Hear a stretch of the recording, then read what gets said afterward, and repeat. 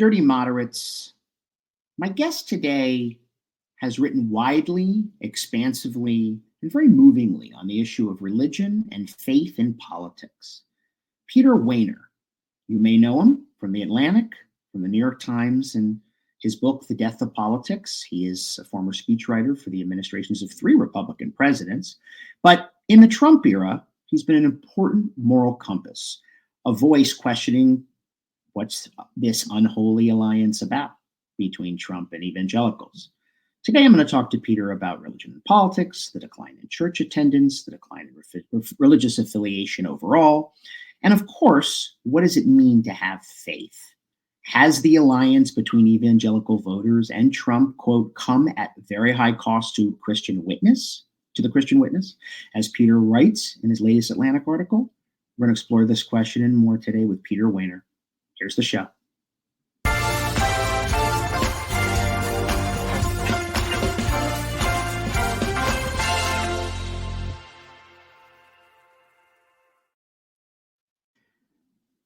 Peter. Good to be with you. How are you, Adam?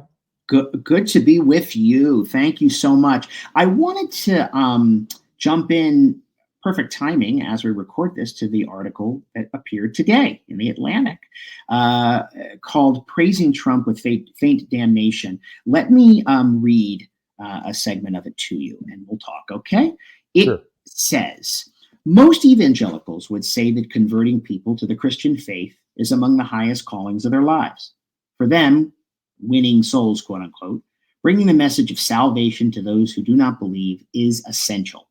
Whatever non-Christians might feel about that mission and how much grace and sensitivity Christians have demonstrated in fulfilling it, for many Christians, it's consistent with Jesus's injunction to, quote unquote, make disciples of all nations, which makes the evangelical embrace of the MAGA ethic particularly problematic.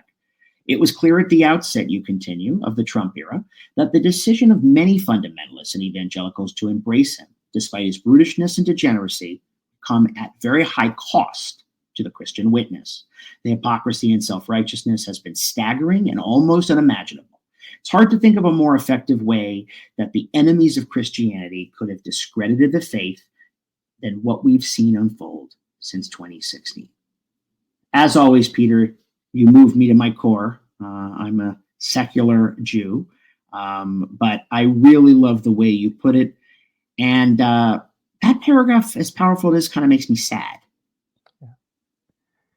Well, thank you. Thanks for the kind words and for having me on. Yeah, that paragraph makes me sad too. I mean, I was sad when I wrote it, and I would say the most personally painful thing I've experienced during the Trump era has been what I identified in that Atlantic essay, which is the discrediting of the Christian witness by what the evangelical and fundamentalist world, at least large segments of it, have done.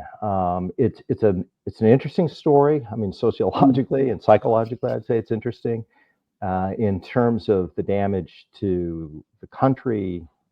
And to Christianity, I think it's been a devastating story, and it's one that's still unfolding. Yeah, I wanted to go back to the beginning with you, despite you being very well known, and here you are on the show at long last. Who is Peter Wehner? Tell us about how faith, if it always did, became a part of your life, what it meant to you, and actually how you got here on this journey, I think spiritually and professionally. Sure. I was born in Dallas, grew up in Washington State. My formative years were in Washington State, East Side, a city called Richland. Two parents, lived into their 90s. I'm one of four children. Went to University of Washington in Seattle and came out to Washington, D.C. on an internship, actually, from University of Washington. And that was really my entree into politics. I worked at some think tanks. And then when I was in my mid-20s, I was actually hired by William Bennett, who was then Secretary of Education for Ronald Reagan. And that began a career in government, which spanned the Reagan, George H.W. Bush administrations. And then I was a senior advisor and speechwriter for part of my time in the George W. Bush White House. In terms of my journey of faith, it's been a long one and not honestly not an easy one. I Mm, really didn't grow up in a Christian home. I don't really have memories of going to church. mm, My dad at the time when I was growing up, uh, he had moved from atheism to agnosticism. mhm, My mom was, I would say, a deist, believed generally in God, but mm, I don't remember going to church. The journey began in earnest sort of between my junior and senior year in high school, for mhm, reasons that are not entirely clear to me. But I just my best friend and I began to ask questions. My sister is 5 years older than I, had become a Christian after she'd gone off to college, and she came back that summer. And so my friend Brad Shannon and I just peppered her with questions on a notepad, actually from my dad's work, and they were ethical questions, macro questions, perennial questions. Why does a good God allow people to suffer, and so forth? So that's how it started. I was then invited to be part of a Bible study when I was not really yet a Christian, with a pastor of a local church that my sister knew. There was a formative person in my life when I was at college, and I quoted him actually at the end of this Atlantic essay, Steve Wehner, who was yeah. a model to me in a lot of ways, intellectually, morally, as a man of faith. So he was important. As my journey continued, it was a matter of Mm, several things: exploring these questions along with pastors and theologians, and then having important people enter my life, walk the journey with me, help me to see things that I might otherwise not have seen. mhm, So clearly, and so it's been a lifelong journey, and it has included questions to this day. If you checked in with friends of mine who are pastors and theologians, they could testify to me just examining the faith, re-examining, asking mm. questions of ethics and morality. It's been a very important part of my life. I mean, central to my life. But as I said, it hasn't come easily. For some people, faith is like a hand in a glove, and they just never look back. They never have questions, and that's not my journey. Yeah, no, I understand. I mean, one of the things that I've always espoused and been a strong defender of is the First Amendment, and specifically the freedom of religion, the Establishment Clause, because I always would say to hardcore believers, no matter their faith, hey, you have freedom of religion in this country. We have, others of us have freedom from religion, but that freedom from religion only strengthens your freedom of religion. Right. Which has been a tough concept politically, I think, more than a challenge, more than a mountain to climb for many evangelically minded political Republican voters. Because you talk about, or you refer to it in your essay as winning souls. And it does seem that the trajectory of this, and I wanted to talk to you about it, and you'll be able to speak on it because you were there with Ronald Reagan. You know, really, by all accounts, Jimmy Carter kind of really began the amassing of a religious right, so to speak. It was obviously they got rid of him by 1980, but he was the Southern Baptist, and remember he told Playboy magazine he had lust in his heart, and all Mhm. these things. He won the Deep South handily. Last time a Democrat carried Texas was Carter in Right. '76, and he was also the moral man after Watergate and Vietnam, and of course Gerald Ford, really the last moderate Republican that slept in the same bed as Betty. I think there was a lot of things that scandalized what would have been the Christian conservative movement at the time. But through this, after that period of time, and the emerging moral majority, um, and the growth of the Christian right, Christian coalition, Ralph Reed, it's by a long statement here, but I'm getting somewhere. It was this sense that, and culminating in Trump, that maybe religion and politics are incompatible, because if you are there to bear Christian witness, or you are theologically inclined or motivated in a Excuse pure me. way, it's no problem. It seems like you've really put the politics first, right? You've put, even though they're your views, you've made them vengeful. You've made them about retribution. You've made them about, oh, we lost the culture wars and now we're going to pass federal laws against abortion and things like that. And honest people can have debates on that, but it has felt so angry, and again so hostile. Can you speak about? I know that's kind of a larger philosophical question, which we're going to dive into more of those, but that whole journey was like you would expect. Not that people have to be Democrats. I'm not a Democrat, but the idea that you come in with grievance, it just seems incompatible to me. What do you think? Yeah, I think it's a really good insight, Yeah. especially for somebody who's not a part of that Mm-hmm. community. And the way that you describe it, I think is true. It aligns with what history teaches us. Just to go back to Carter, you're right. I mean, he Yeah. ran as a born again Christian, Yeah.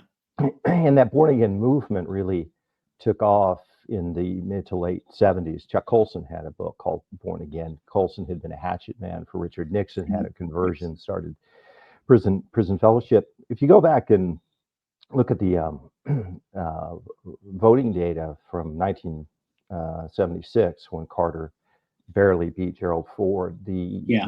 white evangelical vote basically split between the two of them. Mm-hmm.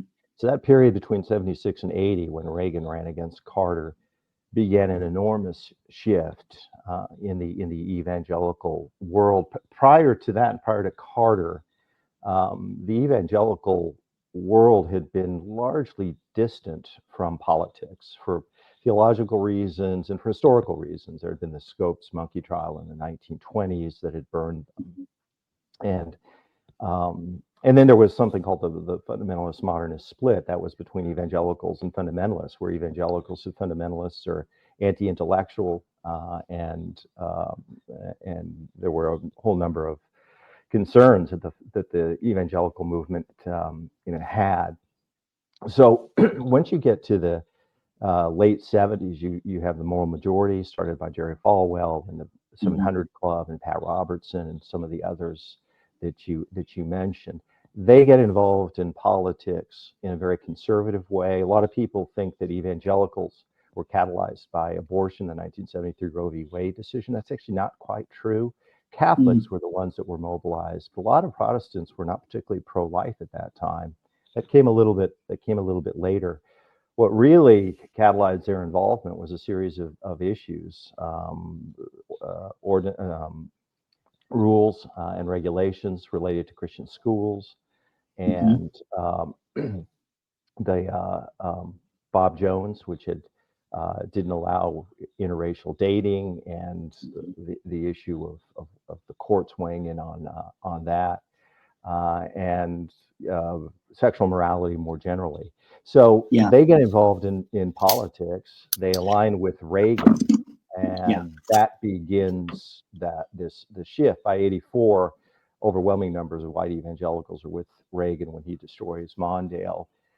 What's also interesting is what you mentioned, which is Yeah. the sense of grievance and resentment Yeah. and aggression Yeah. that we see so prominent in the white evangelical world. Really started in the '80s. They had a different cast of characters, but that sensibility existed, and it was sensibility that, as best I can tell, was uh, anchored, at least to some large extent, in feelings of grievance and resentment, feeling that the elite culture disrespected and dishonored people of the Christian faith. And there's some Yeah. merit to that. I think it's overstated. Yeah. And concerns that the country was heading for a moral free fall. There were just enormous cultural shifts in the United States between really the mid 60s and early 70s, sexual revolution, generation gap. Then on top of that, you had the Vietnam War, you had racial tensions, riots, and then you had political violence. Robert Kennedy and Martin Luther King had been assassinated in '68. So there were really cultural convulsions that happened. The gay rights movement began Yeah. to speak out and develop. So I think a lot of that unnerved a lot of evangelicals, and they decided they wanted to get involved in politics. And then I wanted to say one other thing, which you identified, and I think it's extremely important to understand this moment and to understand the evangelical world, which is core identity. Yeah. If you asked most evangelicals whether faith was core to who they are, they would honestly tell you that it is, and that sort of primus inter pares, first among equals would be their faith, and for Christians, their faith in Jesus.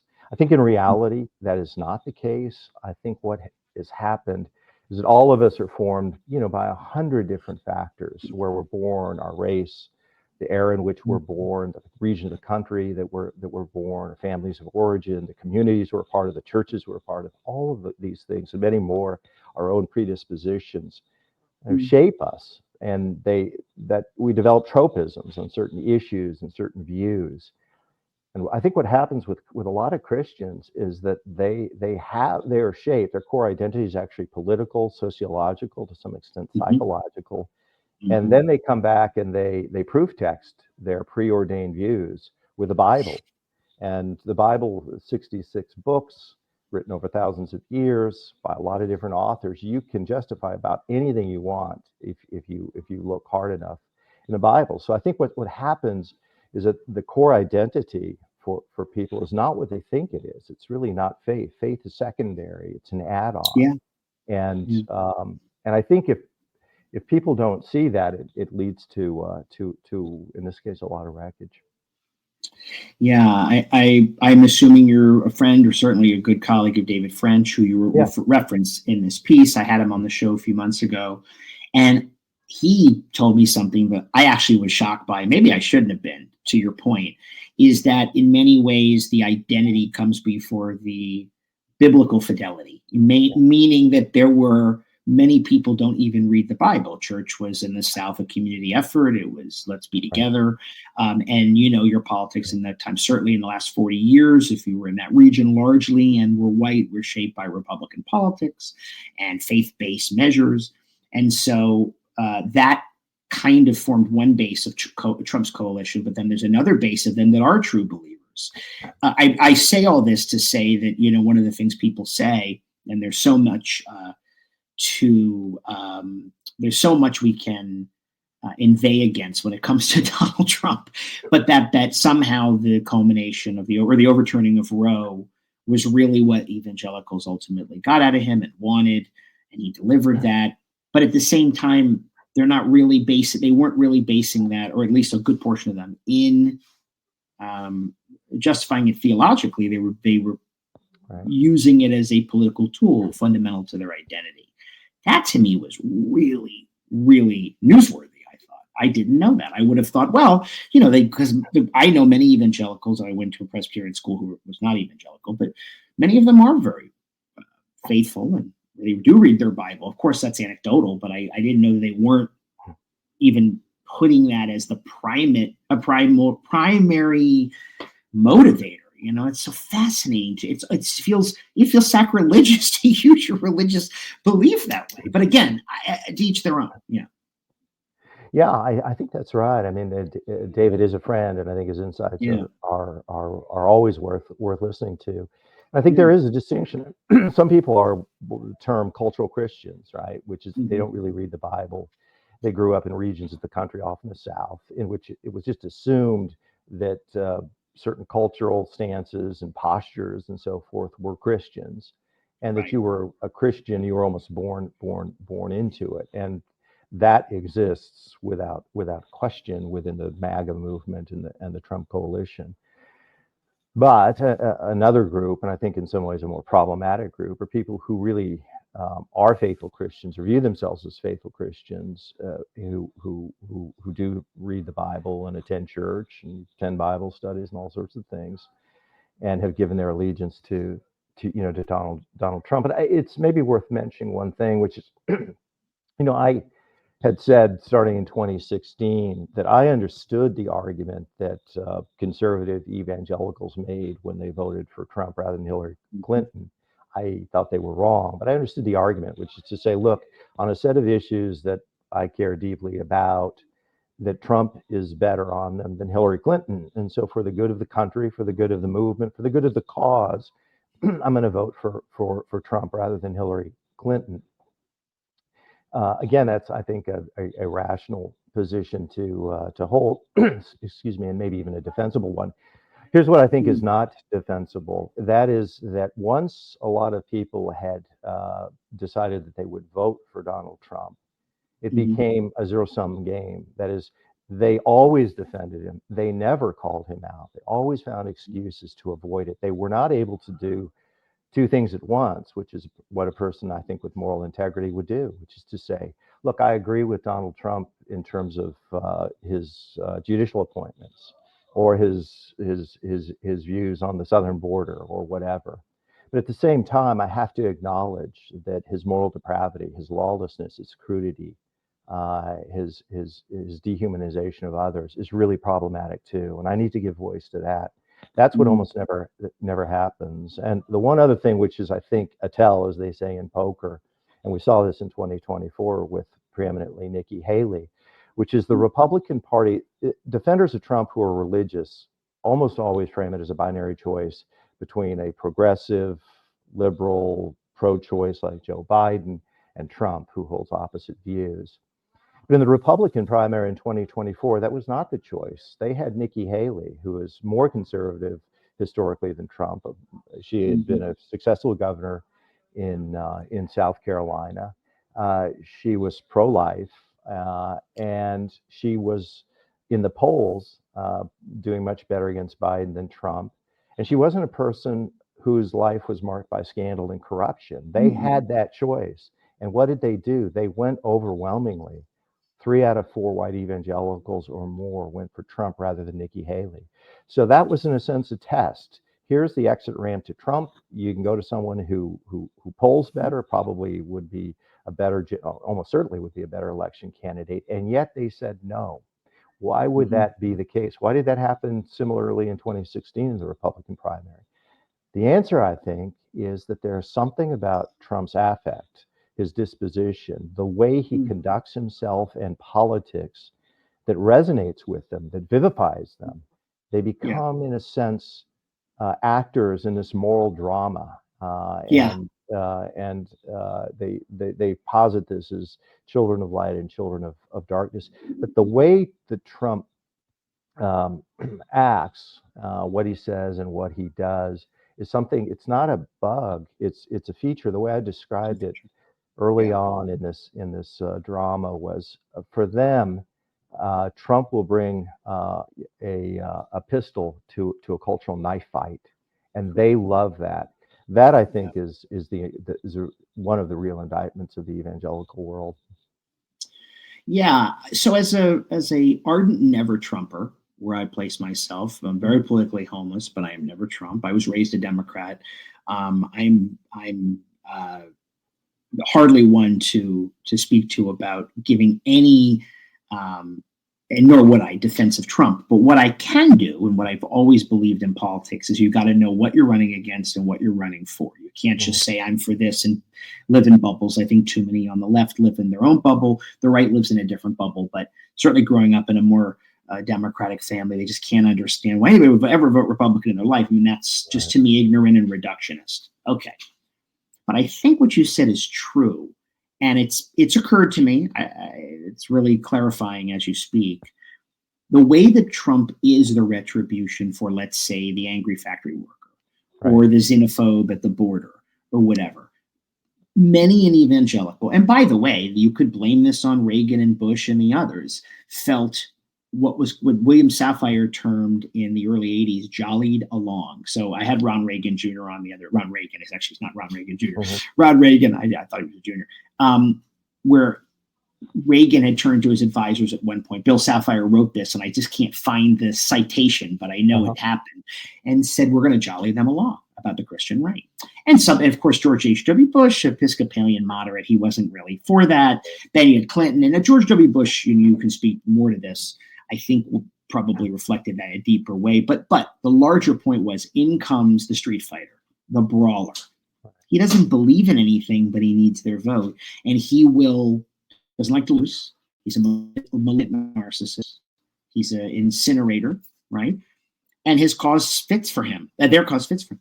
And so you're right. He can go in with his bazooka and say, we're going to make this happen. We're going to put all the judges or whatever, because I'd rather own the libs, be right, get everybody worked up, inflame the base, regardless of what I stand for, which of course is such a disreputable thing. But I think the evangelical community is in a different way in a similar position. A lot of these groups who are, as I said, aggrieved are, and I think what you just said is so true. And I had been thinking about that, saying I think people don't get it. I don't get it, it's to say, because I don't think I could ever conceivably back, but I see why people do. If they feel they're unheard and maligned, like you said, looked down upon by the elites, the man with the golden toilet, right, who's not an elite, he's your man. Yeah.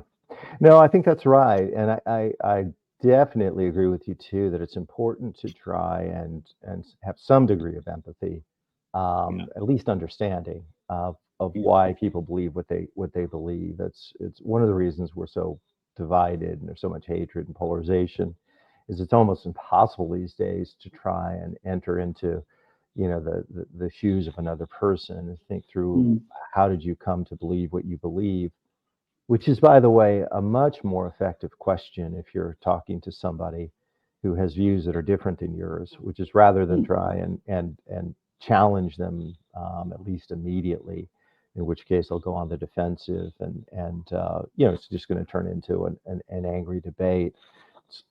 Tell me how you came to believe what you believe, and learn more about their journey. That creates a degree of comity and I think also some degree of trust. And it's also good because all of us come at these things from a particular angle of vision. As I said earlier, we're all shaped by many, many different things, and so it's useful to find out what is it about another person's experience that has brought them to where they are. That said, I think there are objective truths, and I think that there's decency and there's indecency, and I think in the end, the way that the evangelical movement has aligned so fully and fulsomely with Trump is enormously damaging.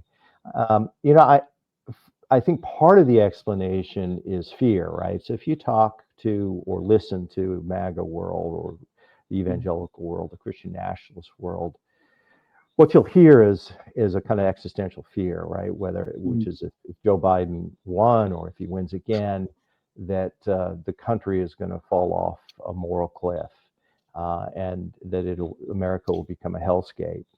And Trump plays this all the time in his speeches, and it's repeated and echoed within that world. It's not true. It's empirically not true, but it's a story that they latch on to. So I think fear is what's going on, but I also think that there's an awful lot of enmity, antipathy, even hate that is driving what's going on. And I think to some extent, the invocation of fear is almost like a coat of paint, because to say I'm being driven by hatred and animosity is just not particularly attractive to people. But if you're in that world, if you talk to people, if you listen, for example, I listen from time to time to talk radio and talk radio hosts speaking to one another, you could just see the way that they gin each other up into a kind of a frenzy of anger. And I actually have a friend who's a right-wing radio host, and we would have had a number of exchanges on a whole range of issues. And he admitted something to me in an email, which was striking and revealing. What he said is, finally, after a whole series of back and forth, he said, you're right, Trump isn't good and decent, but good and decent doesn't win anymore. Yeah. Now, that is the ends justify the means. Yes. That is nihilism. That's Nietzsche. That's the will to power. And the American right used to stand against conservatism. That's very left-wing kind of Marxist, we have to, right. The Weather Underground was like, we can bomb things because we're against American institutions and they should burn, Right. Something that you're right, that I love. The rights, I loved historically the right's seeming conviction that institutional virtue and safeguards, are the things that give freedom their ballast, not the things under they go together. You can't have a society based on freedom that's do whatever you want whenever you want. That's not grounded in anything. That doesn't mean law. Again, people mistake that for putting some kind of puritanical law in place. But I think that's a strength of the conservative movement, which I've always liked. Well, I think was a strength, a pillar. Yeah, for sure. Trump, for all the talk about conservatives aligning with him and him being a conservative figure, he is in many ways the most antithetical conservative figure we've seen in our lifetime, certainly in terms of disposition and sentiment. He's an Right. institutional arsonist. He Sure. is declaring a full-scale assault on truth. He's trying to annihilate truth. If you go back to in the late 80s, there was a book that you may recall by Alan Bloom called The Closing of the American Mind. Sure. That kind Right? of was the first in the culture war salvos, wasn't it? Yeah, it was a very sophisticated book, and Bloom Yes. was a very well-regarded professor at the University of Chicago, and Hmm. his focus was on the relativism, so what he called soft relativism on American campuses, Oh yeah. and was Well, a here we real are. There, hey, right, they're there. exactly. And so what's Yeah. happened is that the American right, I don't refer to them as conservatives because they're not. They Mm, have they have adapted that view of relativism, of moral yeah. relativism, and Yeah. up the left. And the number of people that I know who are Trump supporters, who were Reagan supporters and Bush supporters, and have Oh yeah. completely flipped on policy and on principles, whether you're talking about isolationism, protectionism, nativism. Yep. They, Trump says jump, and they say how high. But they have to cloak it that they're the conservatives, and people like I, never Trumpers, are progressives now, and we're no longer Oh yeah. conservative. So that's part of the rancor that Well, characterizes. I think as it gets told to me, and I think it's twisted logic, and it's an apology, it's an excuse and accommodation for the worst kind of things. I think it's we still believe what you're saying, Peter. I don't agree with this, but this is what people say. Mhm. But it's gotten so bad we have to slash and burn and own the libs before we can go back to a place. It's a little bit like the Ron DeSantis philosophy. I got into it with another guest recently about what laws should be made, you know, personal lives and don't say gay and all this stuff. And I'm very libertarian on this stuff. I'm gay anyway, but I'm a small government guy. So I'm very, I might disagree that a second grader should be taught something inappropriate, but I'm very, very, very, very wary of the government getting involved with that. If parents Right. should handle it, then parents should handle it. That's just where I come from. But I think this kind of burn it down before we can get back to some weird place of virtue is their justification. I think there are people who believe that, but I also think there's people that say, no, we should use state power if it means advancing our values. Because again, there's a root and grievance, right? A rooted grievance Right. of we haven't won. And you know what? Let's be kind of theological fascists if we need to, because it's the only way to get our dreams realized. Yeah, no, I think that's right. Let me just pause on that because I think Yeah, it's an important point. Again, I think it's a revealing, illuminating one. So let's take their argument on face value, right? Which is sure. you have to accept Trump because there are a whole series of issues. If you're a evangelical Christian, say Right. abortion, they may say that that is the killing of an innocent child. And if you're voting for Joe Biden, you're voting for a person who murders children.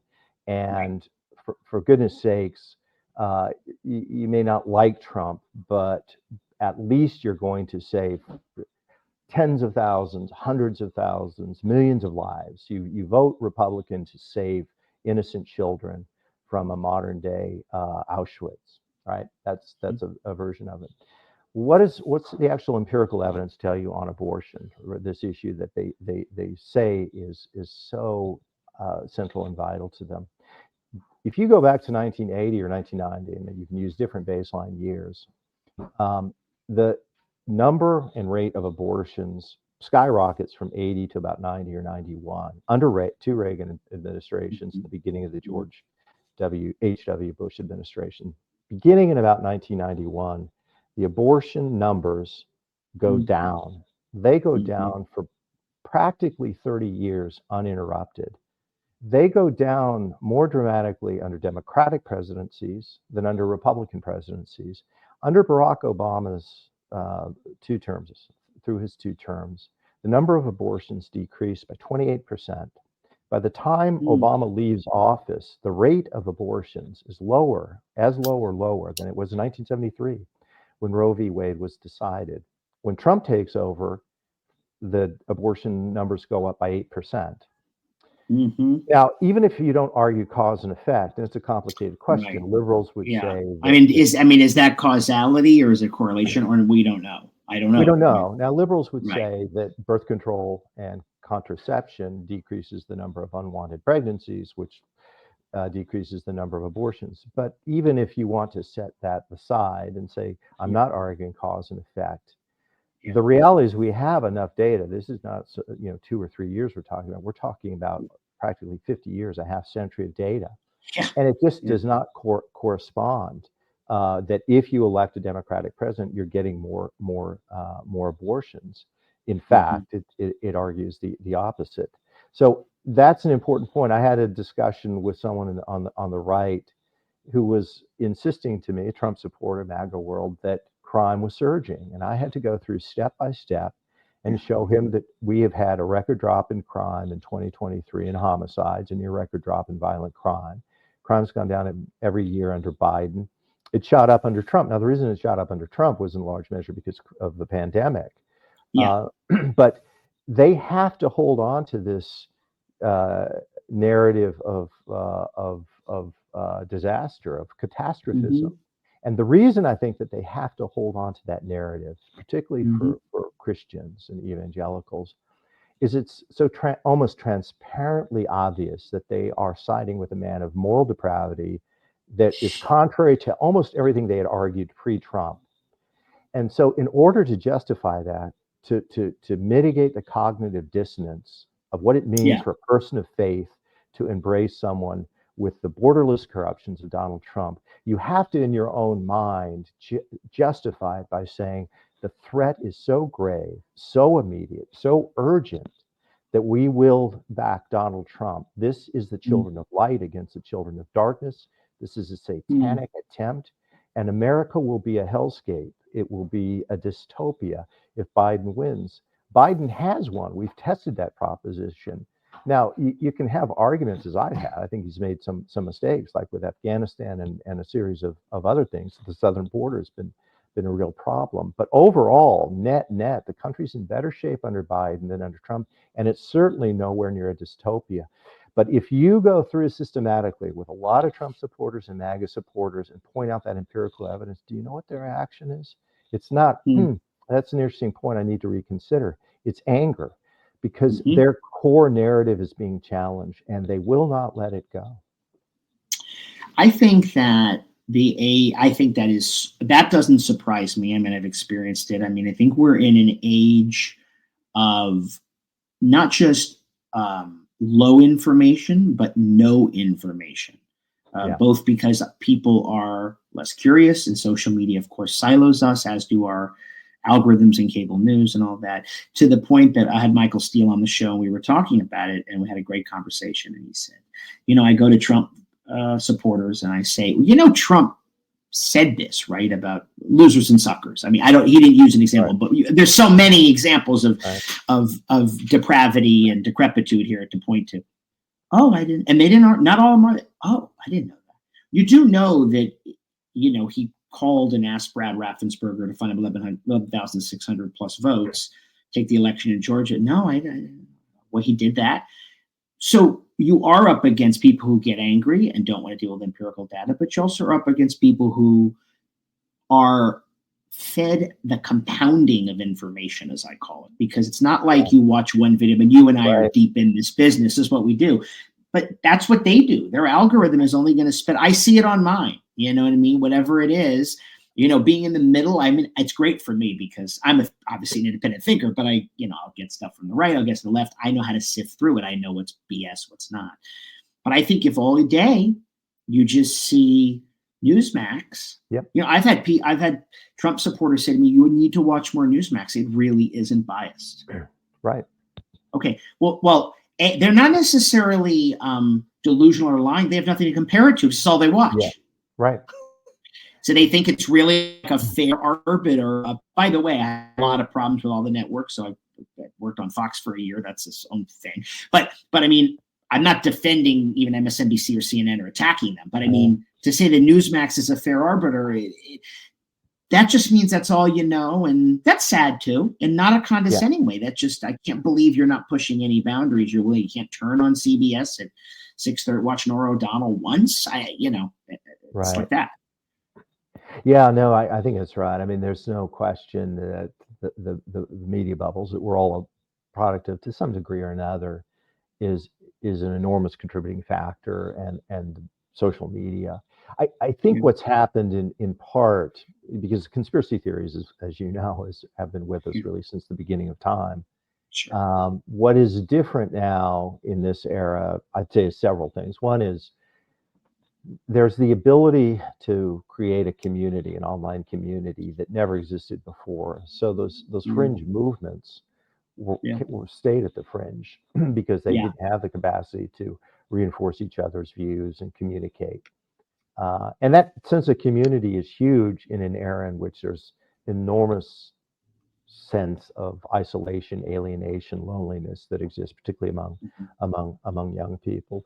Second, related to that, is the ability to click on links to support some quote unquote expert or study to validate what you want, to give it the patina of credibility, exists in a way that it didn't before. So I had a conversation in the midst of COVID with a friend, neighbor, former neighbor, good person, and we were talking about COVID, and he absolutely insisted that hydroxychloroquine was a cure to COVID.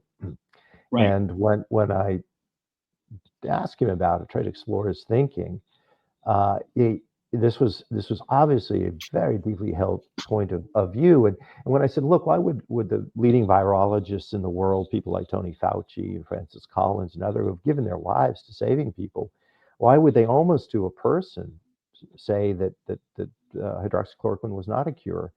I still have in my notes what he told me. He's follow the money. Use a line from Watergate. And that, in this case, he meant money from China and pharmaceuticals. So basically, he was saying that all of these scientists were being bought. And then when we had exchanges afterward, after we were in person, he sent me links to websites that I knew within 30 seconds were conspiracy websites, but he was able to link to them. So I think that's the one thing that is different. And then the second thing, which can't be underestimated or it can't be overstated, is how important the figure of Donald Trump is, because he took these dispositions, these fringe movements, and because he himself is a conspiracy theorist and has been for almost all of his adult life, and keeps repeating them, that has now become, in a sense, a ticket to the MAGA world. We see that with you have to be an election denier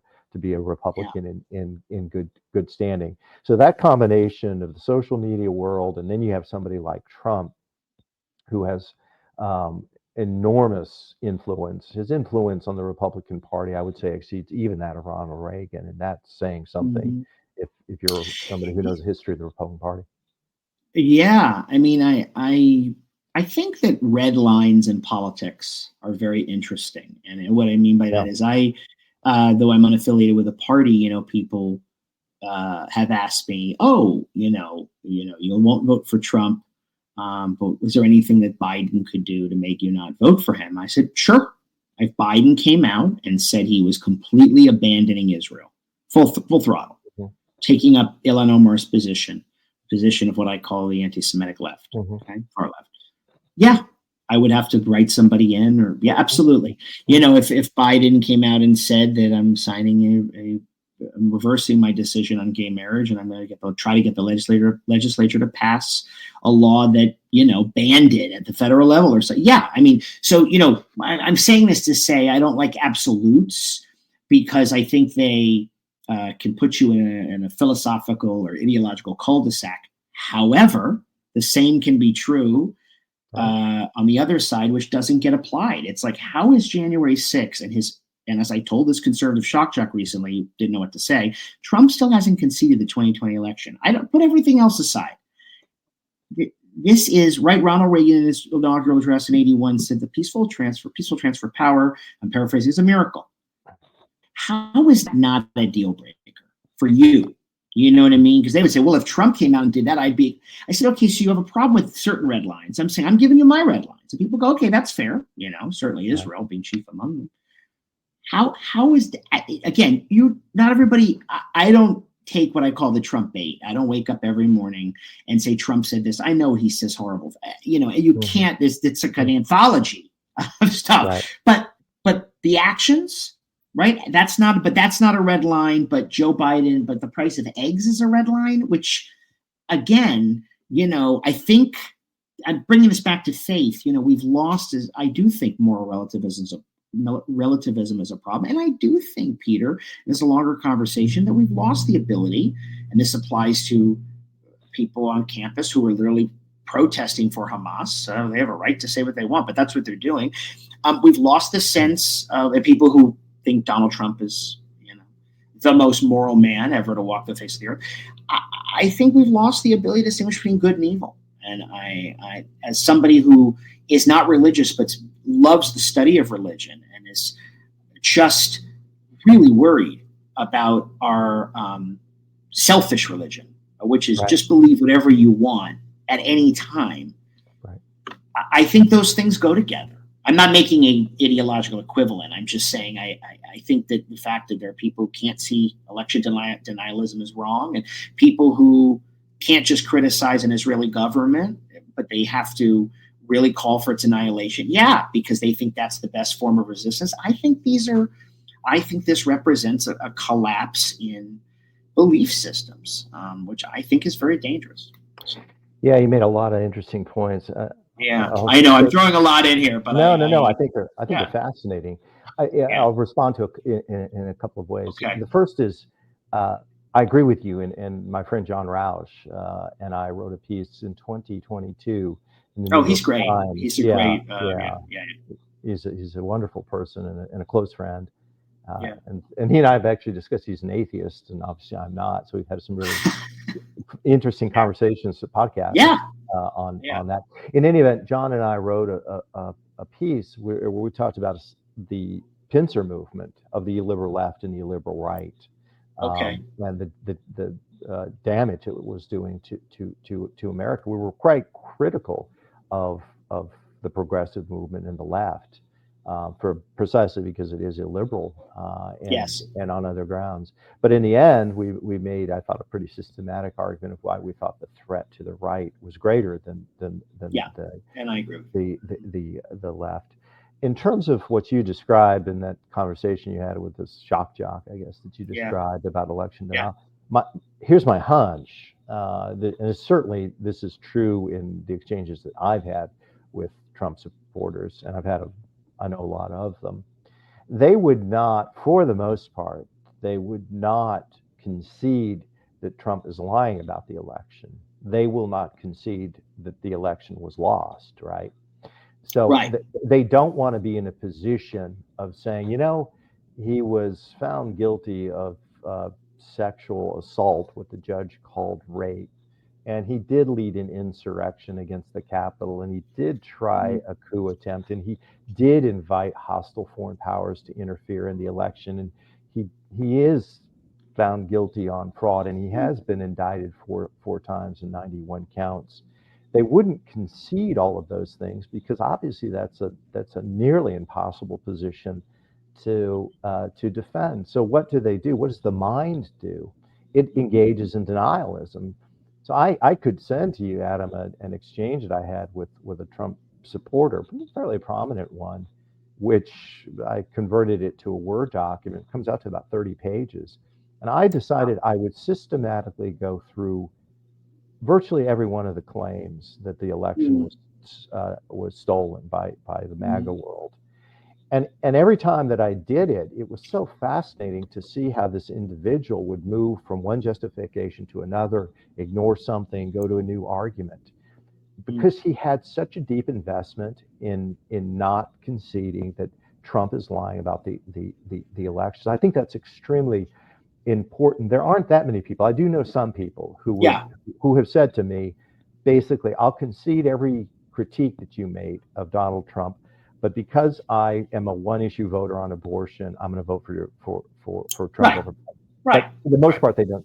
They don't do that. And the related point is most of the people who are Christian would not concede that they're more relativists, which is different than, I mean, if you're talking about like the French nihilists and, Right. Sartre and Camus and Oh, yeah. various movements and the deconstructionists, literary deconstructionists, they can't go there. It's too deeply embedded within them. So they believe that they are standing up for truth. The trouble is that truth has been deformed Yeah. and turned on its head. All of that is just, I think, extremely important. The last thing I'll say on this topic is what I've discovered in life. This is true of theology. It's true of politics, which is often the discussions that you have or the debates that you have are shadow debates, right? It's not really the issue at hand. It's that this issue is a proxy for something else, and unless you understand what it is that's driving that, you're going to be, continuing the metaphor, kind of shadow boxing. So it's really important to try and ascertain as best we can what's behind the passion and the intensity that this person has on, say, gun control.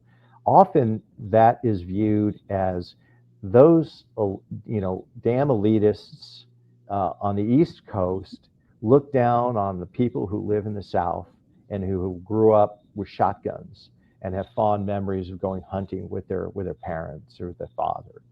And so they view this as, again, back to something we discussed earlier, as an assault on a core identity. So the issue of guns, it's not per se this or that legislation. It's that you people hate guns, you hate gun owners, you have contempt for them, you have contempt for me, and so F you. And unless you understand that, you're going to spend a lot of time thinking, why does this person not respond to empirical, objective facts? And the answer is because their minds won't allow them to do it. Their emotions won't allow them. They've created a hermetic seal around that. Yeah, I mean, I think, and most people who you speak to who are like probably hardcore MAGA wouldn't know what you're talking about. But these people are nihilists, but it's all by default and by defiance. I mean, right? I mean, the ideological or the philosophical study of nihilists, a whole other show. Obviously, they're fascinating. A Sartre, that's like a viewpoint they arrived at. They would consider to be intellectually coherent. The MAGA movement is there's no intellectual coherence, right? It's by way of what we believe, we've now become nihilists, even to the extent they know what that is, because we're against this. You hate us for this, so we're against this, even if it emboldens our allies, empowers a fascist, erodes civil liberty. It doesn't matter. We don't care. We love America, we say, but it doesn't matter because we can throw everything away because we hate those people because they hate us. So weird kind of backdoor nihilism, which actually, I don't want to let the program go before we talk about it. Speaking of somebody, your former boss, who's really been rehabilitated, George W. Bush, what I always liked about him, though I didn't vote for him, was, and you can speak to this, so I want to touch on it. He's the anti-nihilist. I mean, in the sense that he really believed that, making the world safe for democracy in that Wilsonian sense was the right thing to do, that American involvement in Iraq was there. He certainly, his legacy on AIDS in Africa is sterling, probably unrivaled. I think he did believe in a compassionate conservatism. There's a role for government. There's a role for faith. We could spend a lot of time unpacking the Bush years, but he obviously, contra to Trump, is a decent guy. Talk a little bit about your time with George W. Bush and not just to distinguish him from Trump, but how working for somebody that I think had a moral core, was so emboldening for you. Of course, now altogether dispiriting because of where we are. Yeah, they were very good and happy memories of the. Is my assessment of that true? Would you say about his belief? Yeah. Okay. Yeah, for sure, for sure. I mean, the issue of Iraq was a complicated one because there was the issue of weapons of mass destruction, which we believed, and virtually every other intelligence agency in the world believed Saddam Hussein had those, and so that was the main reason for going to war. But there was no question, and it was articulated in the 2002 State of the Union address that there was a Arab development report that had been published a year or two before that. Basically, the argument was that much of the Arab world was susceptible to radical ideology because their political system was so deformed that it was creating resentment. There was no opportunity for people to advance. Conditions were terrible. Education was stymied. Women were looked down as second, third, fourth class citizens. And so the argument was that unless the political culture changes, that you're going to be dealing with these radical Islamic movements, because that's a grounds in which it takes place. And so the effort was in part to try and bring freedom and liberation and opportunity to the Arab world. Turned out that was extremely difficult for all sorts of reasons to do, but that was the one of the motivating forces behind it. George W. Bush was a person of tremendous integrity. He was a person who I think his faith made him a better person. You know, in my experience, faith can push people into two directions. For some people, it can make them more judgmental, sharpen their edges, and make them more arrogant, more morally superior, and harsher. For other people, faith can sand off those edges, make them more compassionate, more empathetic, more humble, as well, and more decent. And I think faith was certainly had that effect on George W. Bush. He was terrific to work for. There was no scandal in his life. One of the interesting things, because I'd read a lot of history, including Bill Safire's book Before the Fall, which is a great memoir of his years in the Nixon administration before Watergate, and and Kissinger memoirs and so forth. And a lot of White Houses were characterized by pretty significant, even severe infighting. And I didn't find that much. It was one of the biggest surprises I had in the George W. Bush White House. I mean, it was not completely free of that, of course, but certainly within the White House staff, there was a respect and civility that was authentic, that existed, and people got along for the most part. I was never asked in the administration to do anything that I felt was morally, problematic. As you mentioned, the Global AIDS Initiative, PEPFAR was the acronym of the program, has saved between 20 and 25 million lives in the African continent. One of the great humane achievements in the history of the American Republic. And then there was compassionate conservatism, which my very close friend Michael Gerson, who passed away several years ago, was the main architect of. That was something I believed deeply in, and another person of ours, friend of ours, John Bridgeland, and others. So there were important contributions. There were certainly mistakes. I think the execution of the Iraq War was the main one, and I'm happy to go into the details on that at any point. But that happens in two terms. There are moments of success and achievement and pride, and there are moments of setback and regret. And the George W. Bush administration had that like most others. I'm still in touch with President Bush, and I was going to ask, if you are. Yeah. So I have a lot of respect for him and a lot of affection for him, and it certainly was a Republican Party that was different than the party under Donald Trump. Yeah, no, absolutely. I will say, and this is obviously something people can debate. I think the diagnosis of the Arab world was correct. Maybe not the prognosis. Maybe it's just too difficult, obviously, to, as we know, democracies are as fragile as we know, as they come, and not easy just to transform or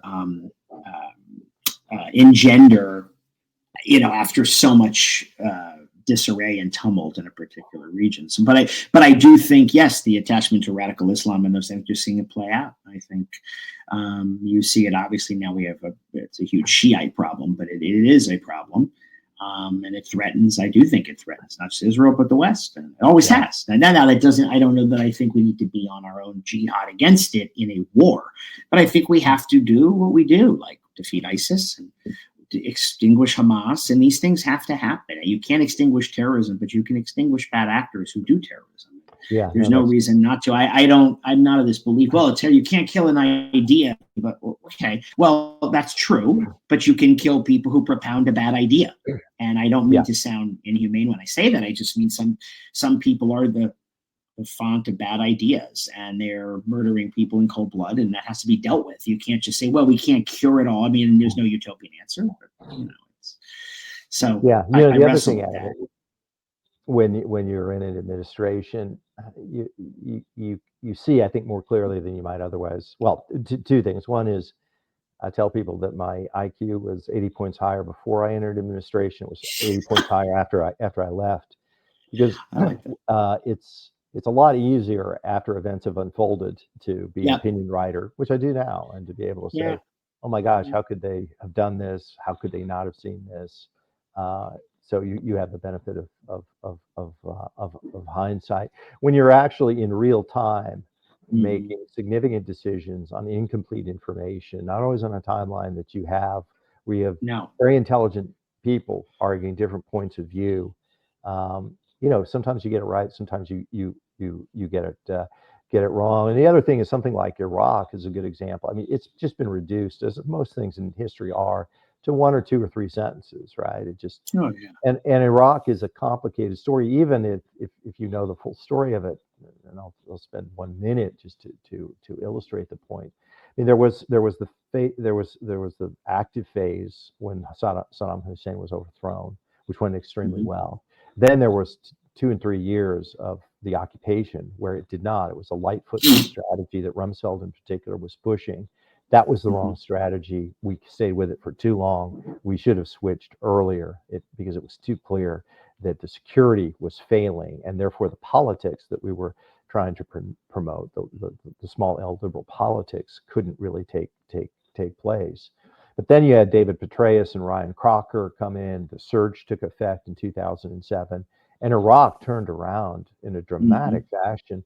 So by the time that Barack Obama withdrew troops in 2011 from Iraq, he himself was praising how much progress politically and militarily, security-wise, Iraq had made. Some people thought, and I did at the time, that withdrawing the American presence there, when it was really not so much of a hot war, American troops were not dying in Iraq at that point, but we were stabilizing the country. And when he withdrew, the predictions came out to be true, which is that Iraq spiraled downward. If we had kept our presence there, Iraq could have turned out to be a different story. Now, it wouldn't have been Switzerland or Sweden, but it would have been a lot better than it was under Saddam Hussein, and we had for a period of time an American ally. Anyway, I say that not because the Iraq War was a success. In retrospect, there was no question we should have done it. It's just that the complications and nuances of issues get sort of tossed aside.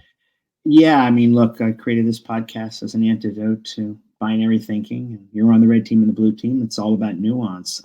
To close out, to your point, I believe this is, obviously it's overused. We're at an inflection point. Democracy's on the line. But I have something else I adhere to, and I don't think I'm blinded. I think we are in a real realignment right now. And again, we are living history, like you said, when you're in the thick of it, right? Your IQ is 80 points up, 8 points down. It's pretty much a wash. So we don't know. Now, I am not suggesting Trump is not the threat that he is. But do you think that a second Trump presidency is as bad as people fear it will be? Or do you think that that's what we feel because the moment feels so grave, and the hyperbole of the rhetoric, of course, doesn't help? I'm actually asking. I'm not trying to say, oh, well, let's justify it. I'm just saying, because there is a realignment going on, and there are a lot of things changing, and we're living history, as they say. Right. So, yeah, the way I view it is it's impossible to know. Here's how I think about it. If Donald Trump becomes president again, I can't imagine that there isn't anything that he wouldn't do No law that he wouldn't violate, no line he wouldn't cross, no effort he wouldn't make to advance his own power. I said at the beginning, I mean, in 2015, I was using the term disordered personality because you couldn't publicly use, at least in the outlets that I wrote for, sociopath, but that is now used. I mean, I think he is a clinical sociopath, narcissistic personality disorder, and I don't think that he has. I think morality is to Trump what color is to a person who's colorblind. I just don't think that he sees it.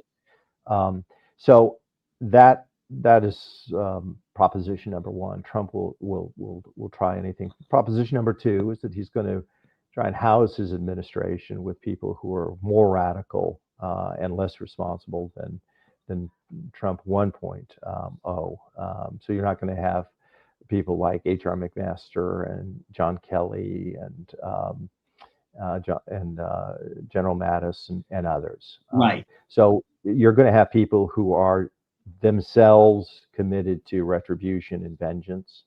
And they will, I think, particularly go after key institutions like the Department of Justice because they know how strong it is and how problematic it can be.